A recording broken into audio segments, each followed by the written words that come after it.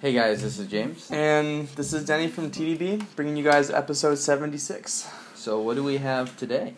So we have a really lovely silver needle tea that got sent to us by Life in Teacup. I think it's lifeinteacup.com. Yep. And this is a very, very early harvest, kind of pre-harvest silver needle. So it's actually, the leaves are even smaller than you would typically see of a silver needle. Young baby leaves. And young. Yep.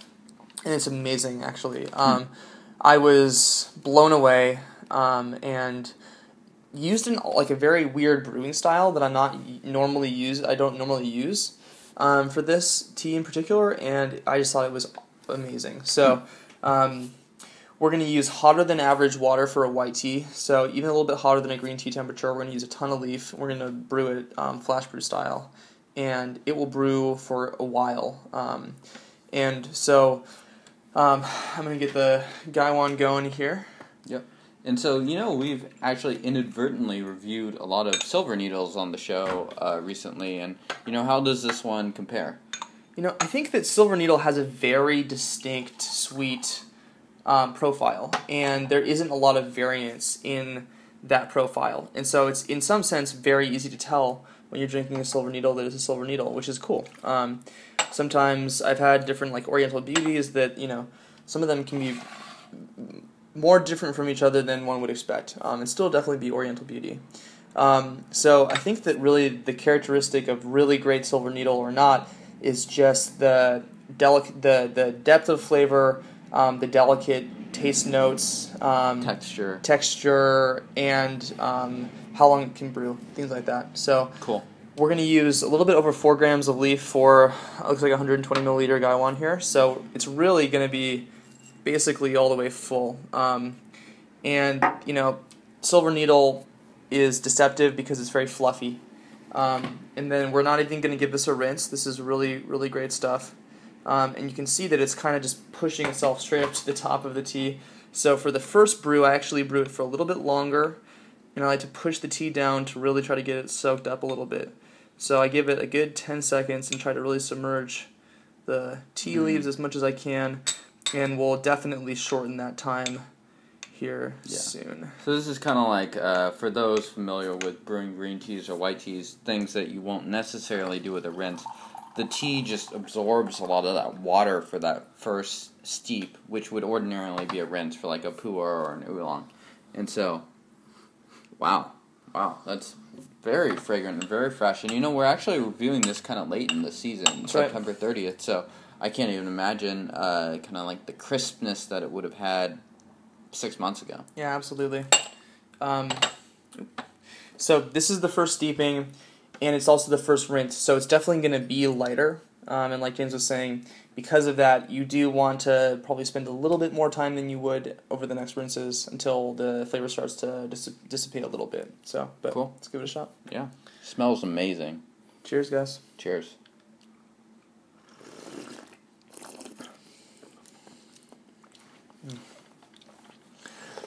It's already so sweet, a little bit of corn sweetness, a little bit of vegetal notes. Yeah, I would say it has a enhanced sweetness compared to the, it's just stronger in general than that Kenyan silver needle we had very recently. Yeah, absolutely. I like the silky. Yeah, silky corn sweetness. I like that. Yeah, absolutely. So, and the beauty of doing a style like this is that because we're using a fair amount of leaf in a shorter brew time, it gets a lot longer of a lot more steepings. So from like a tea leaf to water ratio is probably about the same, because you would normally use a little bit less tea leaf, but I find that you can actually abuse this tea a little bit more in terms of the heat and in terms of the amount of leaf you use, and as a result, get a lot more steepings out of it. And I mean, that's a pretty good sign of quality if you can just hit the tea with higher temperatures of water and just see how it performs. And absolutely. If it's nasty, it's probably not the best. But if it does well, you're going to enhance it and bring out more of those flavors. Absolutely. Cheers. Cheers.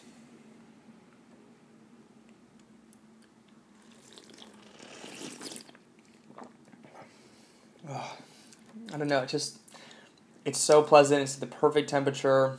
It's silky. A little bit of vegetal, a little bit of that corn still. I think it has a really wonderful mouthfeel and a nice long finish. Just really stays with you.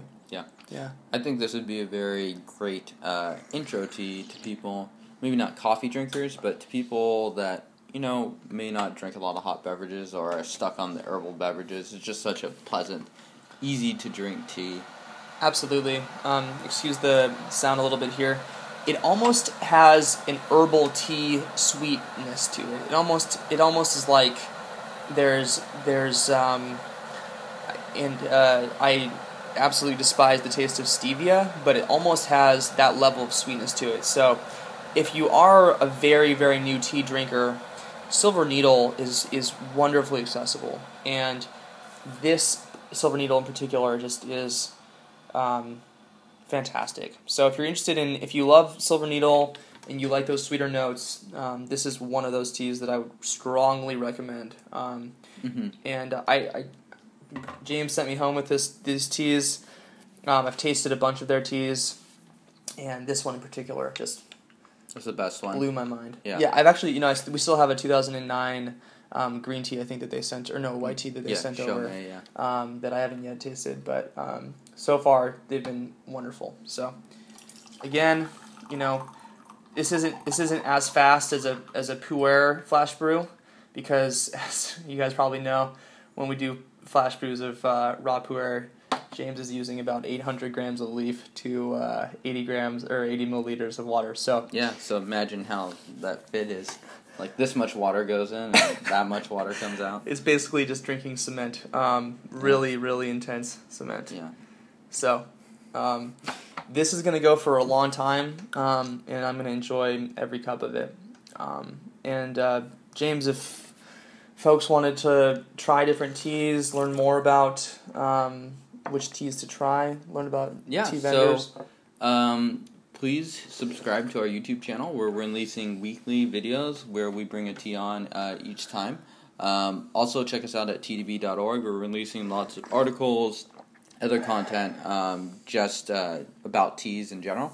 And so also go check out Life in Teacup. Denny has said some very nice things about them and their white teas, and I've drank some of their darker teas and their oolongs and stuff like that, and I've been very, very pleased with the quality over there. So absolutely. The website isn't the prettiest looking, but the teas are very, very solid, especially for the price. Absolutely, yeah. And also, this might be a little bit late, but we will be at Northwest Tea Festival.